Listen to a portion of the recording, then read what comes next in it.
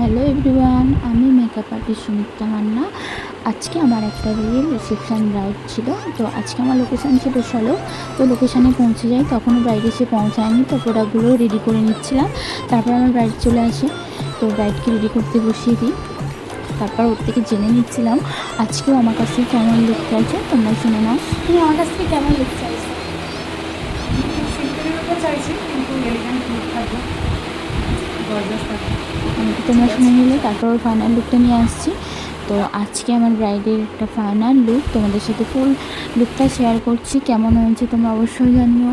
ওর ফুল লুকটা দেখো, ওকে তো খুব মিষ্টি লাগছিলো। তারপর ওকে জিজ্ঞাসা করে নিচ্ছিলাম ওর আজকে আমার কাছে সেটা কেমন লাগছিলো। তো তোমরা শুনে নাও। বলো তোমার কেমন লাগলো আজকে সেজে?